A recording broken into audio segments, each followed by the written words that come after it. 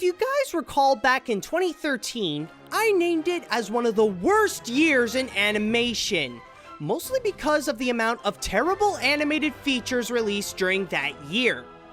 Don't get me wrong though, there were a few good ones to remember from that time, like Frozen and Despicable Me 2, but audiences still had to suffer through time-traveling turkeys, Disney's most obviously embarrassing cash-in, dinosaurs that would never shut up, the most dull and unoriginal animated film ever made, and the closest thing you can get to just releasing Food Fight to theaters. But then came 2014, which was like the year of redemption by taking all those horrible films of 2013 and really improve them with something that's way better and much more memorable.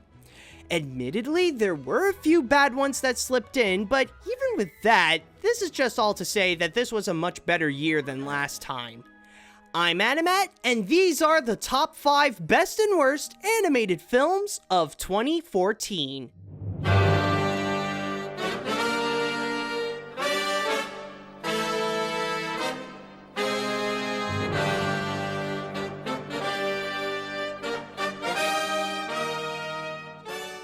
Number 5. Rio 2. It seems that Blue Sky decided to take a little break from making more painfully pointless Ice Age sequels and instead work on a follow-up to another film they made back in 2011, Rio.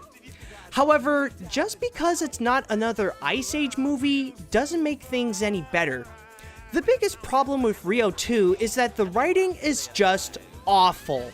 Everything feels disorganized, the main plot is unoriginally predictable, it has a lazily generic environmental message, and when the recurring characters are not one-dimensional, they literally just sit there and do absolutely nothing. But do all these things make it a terrible movie? Well, not really. To its credit, the animation is absolutely top-notch, Nigel stands out from the rest as an enjoyable over-the-top villain, and the songs, as few as there are the highlights of the film. So when you mix the good and the bad here, it makes something that's mostly okay, but kind of forgettable. A little bit like the first one. While Rio 2 may not be bad, it didn't really fly high either. And speaking of flightless birds, number 4. Penguins of Madagascar. After the major success the Penguins had with the Madagascar films and had a good run with their own TV show, they decided to go out and try to make their own movie without the help of Alex, Marty, Gloria, and Melman. But keep in mind, the key word here is try, because this did not end up as a movie. This ended up as an hour-and-a-half long cartoon, and not really a good one at that. The plot and scenarios happening are way too goofy to be taken seriously for a feature film, and when it tries to be a movie, it ends up being predictable without any thought put into the writing. That and the humor is more of a mix. Sometimes it can have some funny moments here and there, but then it often throws some bad puns and passes them off as jokes. On the bright side though, the movie does have its enjoyable moments, like the animation is really nice and the action scenes work really well with the film's fast pacing. But even with that, it just goes to show that some side characters aren't strong enough to carry their own movie. Even if it is, as Benedict Cumberbatch says it best, a bunch of espionage penguins.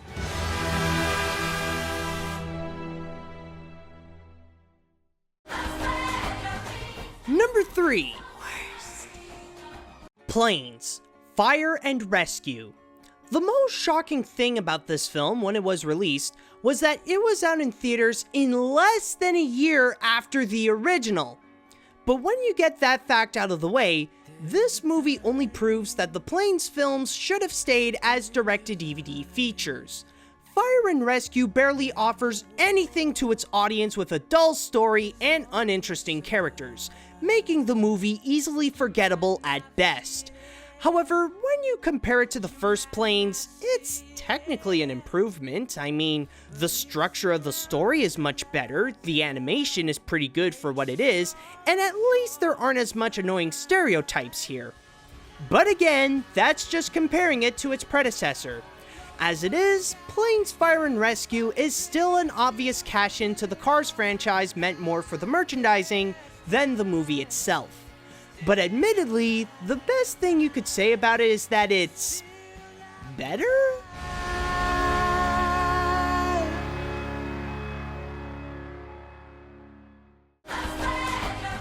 Number 2. The Nut Job. Here we have a movie that shows us how to take a simple 2005 animated short and turn it into a god-awful feature in just a few easy steps. First, of course, you make the animation kind of decent, but then you take the concept of the short and overstretch it to the point where it has very little of the original idea, and the majority of the film is all the animals doing stupid things.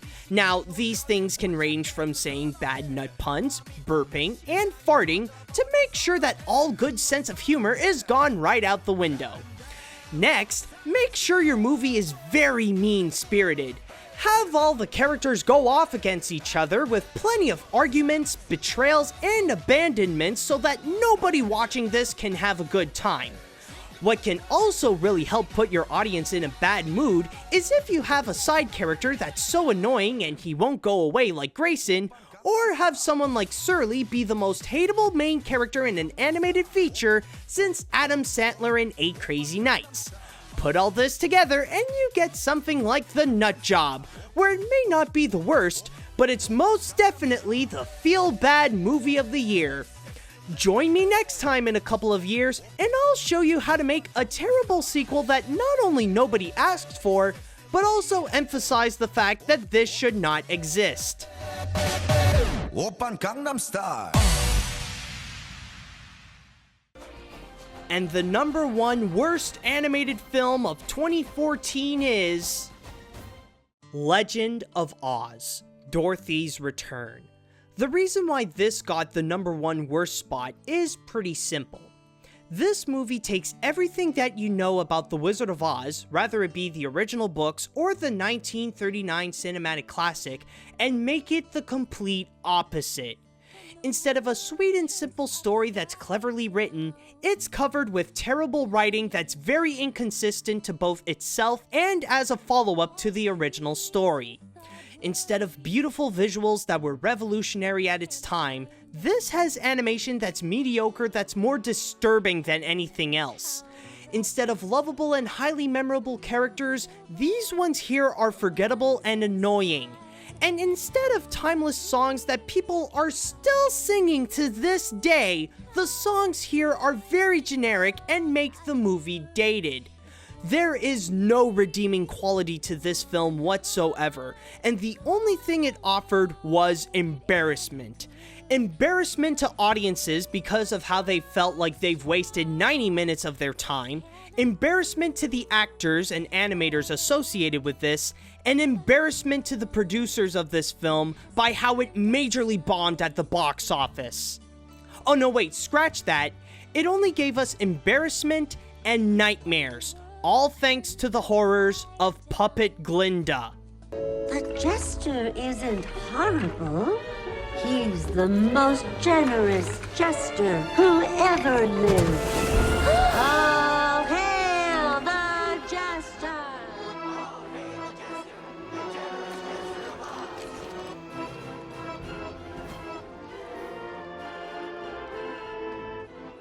Legend of Oz: Dorothy's Return, the number 1 worst animated film of 2014. Now, before we brighten things up with the best of 2014, I actually have something a little more different than usual. Since 2014 had 12 animated features released theatrically worldwide, let's take a look at 2 honorable mentions.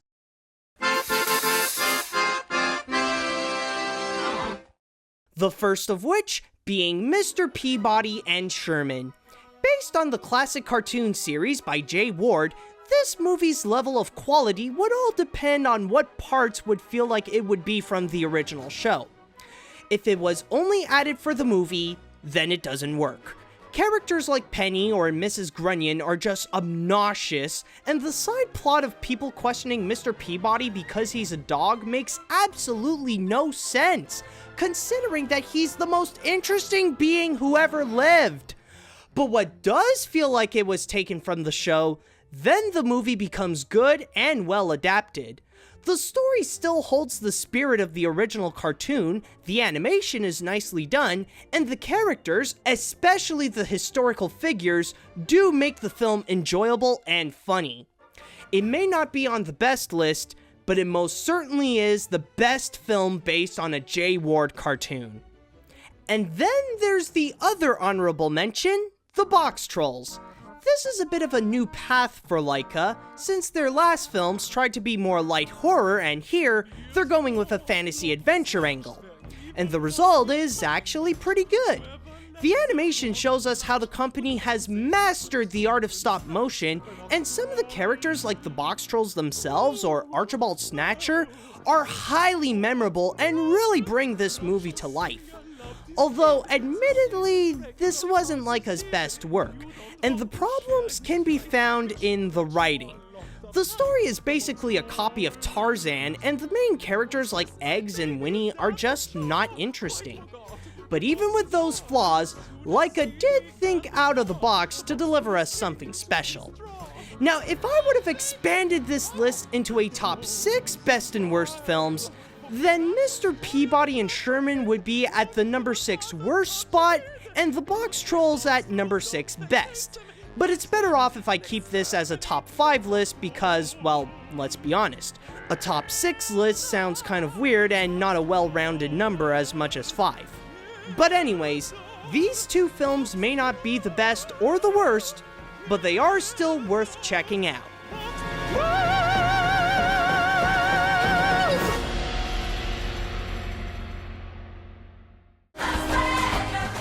Number 5. The Lego Movie.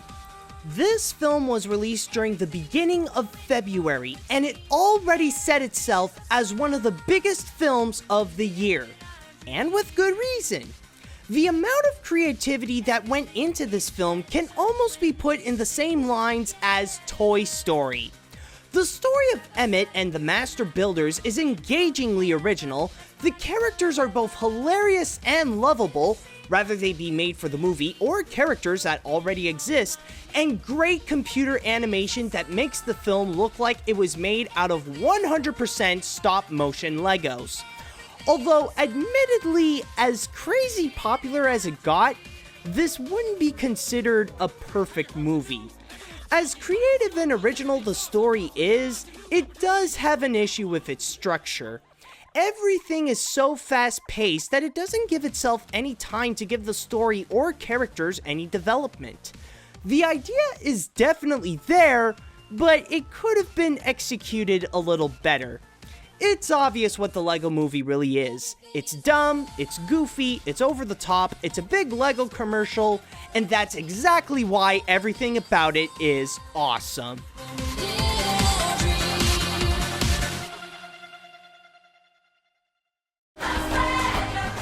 Number 4.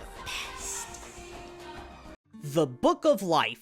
Last time, Real Effects made a bad first impression when it released Free Birds, a Thanksgiving movie that made audiences anything but thankful when they watched it.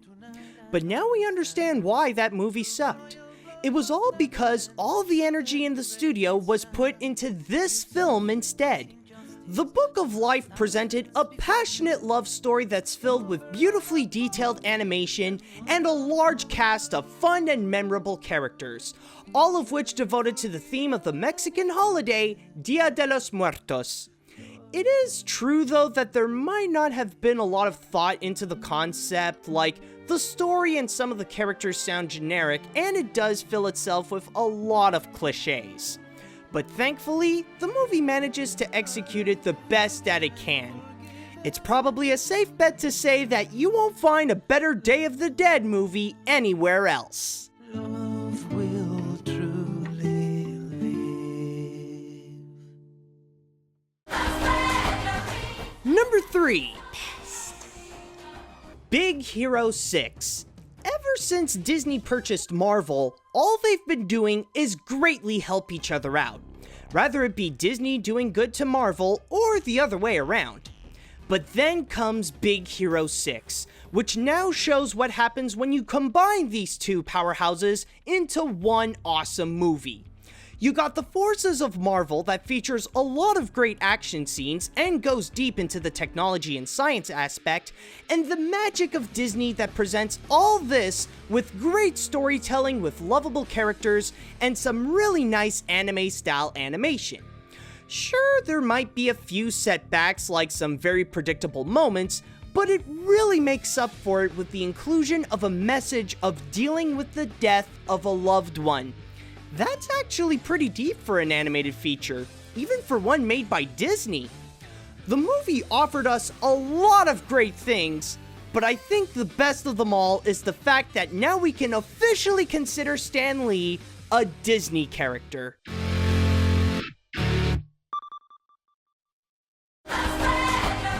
Number 2. The Wind Rises.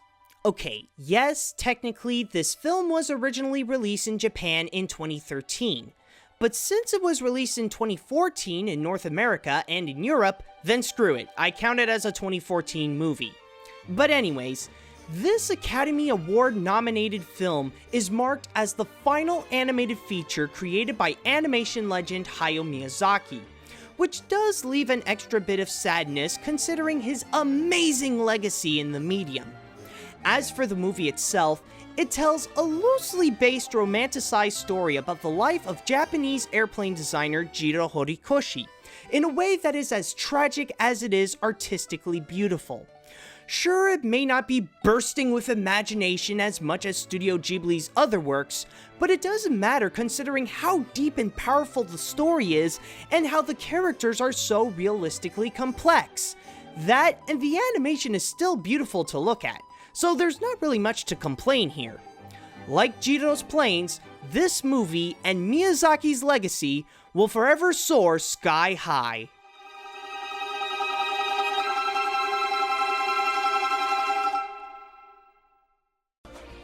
And the number one best animated film of 2014 is How to Train Your Dragon 2.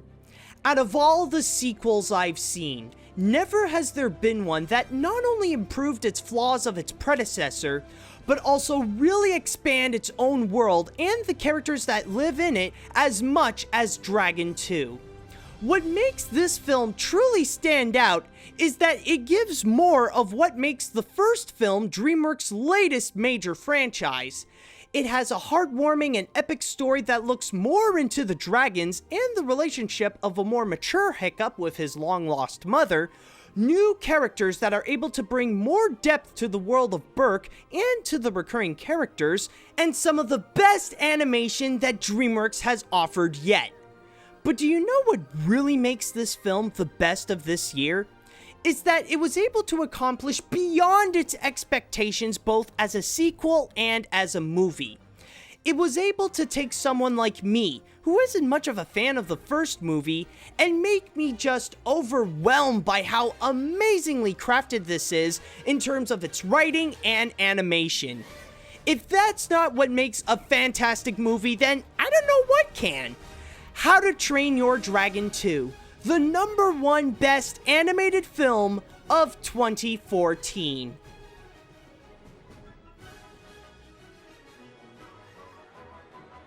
And that's all I've got for the top 5 best and worst animated films of 2014. Well, it definitely was an improvement from last time, but I'm sure it'll be nothing compared to what we'll get in 2015. Looks good, but oh god! Pretty excited actually. I still don't get what this is. Not sure honestly. Oh, you mean not Ghostbusters? Pixar's possible comeback, cautiously optimistic. 90% chance it'll suck. Hey look, a Blue Sky film actually worth watching. And after all the troubles and delays, I hope it'll be good.